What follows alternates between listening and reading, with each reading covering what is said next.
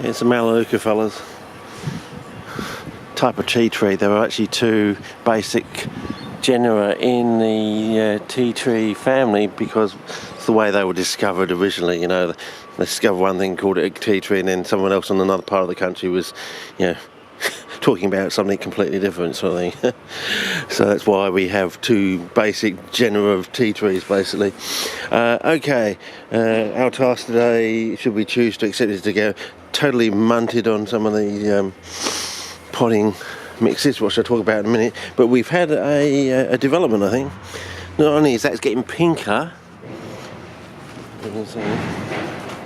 and by the way, I'm 3 notches over. Oh yeah, straight right. And this one, you know, it's developed, and when the warm weather's come on, it's developed, so it's taken many months. So our organism is somewhat temperature dependent, but this one is, I believe, starting to pink. So this one's Xinox and copper oxide. So yeah, that's very interesting, you know, because yeah. So copper obviously is not inhibitory to the growth of the organism, even though it does take a long time, but is somewhat temperature dependent. The other thing is, I notice I've got something going on here. Now, we found a way of making our organism go from pink to purple, and does that open up the opportunity of getting a purple flytrap? I don't know, fellas, but you know, what one's this? This is zinc oxide with nickel. Well, there you go, fellas. Maybe that is the serpentine connection. So if this slowly, is this going to go totally purple? That will be interesting to watch that over the next 3 weeks, fellas. So is that how you get a purple flytrap? You get the pink, the ready pink organism to grow using the zinc, but you add a little tiny bit of a nickel, which we know the levels of because we've done a lot of work in the past, and you can get the red roots to go purple, and maybe the whole plant develops a purple, and maybe you can then start to manipulate that and go from purple to blue and get a blue flytrap. Don't know, fellas, but I'm just putting it out there. Anyway, today's task, if we choose to accept it, is to go totally munted, and we're going to set up, because this is work on the back end of what Donnie did with Drossica pensis many, we're talking 17, nearly 20 years ago. The best capes I ever saw him grow were in a 1-1-1 mixture of sphagnum, peat, and what we were using back then, K140, which is the fine sand sort of thing, which is the 140 micron spike sand. Now, I think I'm going to open up a new bag, fellas, because that noise, yes. Let me put this down. It's definitely play pit sound, apparently. We'll just open up the bag.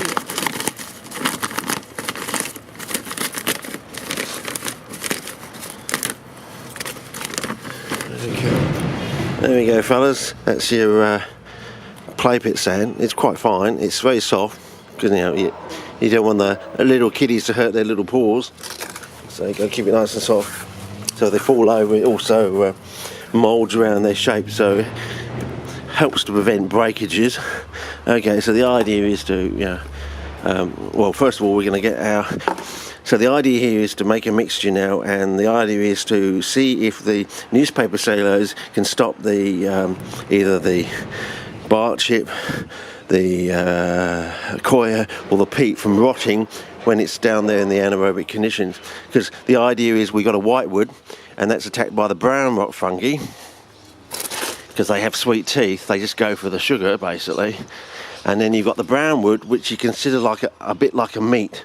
So it's attacked by the white rot fungi. The brown is attacked by the white, and they're sort of going for their meat and eggs, basically. They like the nitrogen, basically. And the question is, where does penicillium sit into this? We know that penicillium grows on jam jars. It'll grow on bread. So it seems like maybe penicillium is a brown rot fungus going for the white wood. Yes, it's very confusing. You can be confused. Okay, and why am I still on spot colour? Okay, I've gone back to general 49 area.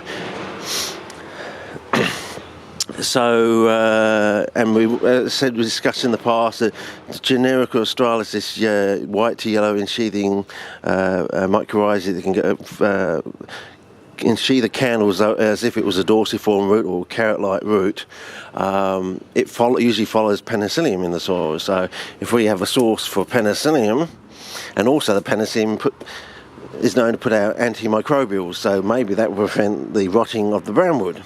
So maybe we can have and maybe when we put this all together, if it works, it means it may allow us to stop doing the double flush and just sit the plants in water. Maybe people have known this in the past and they sit their pots in water, and maybe by sheer accident they somehow got a bit of whitewood in their peat or something. So they sit it in the water, it doesn't rot. Whereas in my experience, if you sit any of these sort of pots in too many inches of water, they will rot. You see, we're trying to negate that.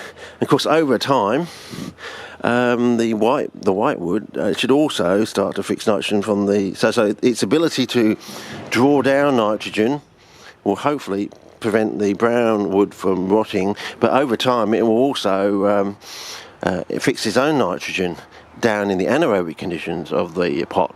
So yeah. So basically, we're trying to prevent rotting, get two forms of fungi into the pot at the same time. Two ecosystems in a way in the same pot, but we're also trying to increase the amount of nitrogen in the pot over time, but also have the benefits of the meat and the meat and two veg, or the meat and eggs basically of the brownwood basically. So we're going to go through and we're going to find out which is the best wood sort of thing, whether it's the orchid bark, the composted orchid bark, whether it's going to be coir. I've got it in a perlite bag because once you've made up the brick, you've got to put it somewhere because it comes wrapped in a piece of plastic.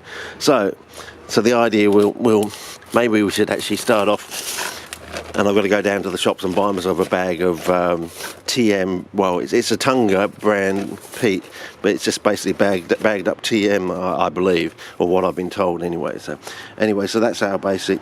Maybe we go for spot colour. Might be important one day. You never know. Might be something. Someone will notice something in here and say, "Hang on, that's not coir. It's got something. Or it's a blend of coir and something else," because they can see something in the coir. I don't know, fellas. So yeah. So first of all, stage one, I suppose, get ourselves a litre. So the idea is so it would be 1 part of coir with 2 parts of sand, and 1 part of newspaper cellulose with 2 parts of sand. So basically, we have 1/3 of the mixture of newspaper cellulose and coir. And so forth. With the next one we do, it will be a mixture of newspaper cellulose and orchid bark chip, composted, when we get some peat, when we get the Tunga brand rebagged or repackaged TM brand, the Canadian TM brand, which we found was probably the best we could get our hands on until we had the TM debacle. I think it was going through the stages where they were trying to replace methyl bromide, and also at the same time I've forgotten what my other train of thought was. Anyway, apparently it came in through Darwin, and I think they just put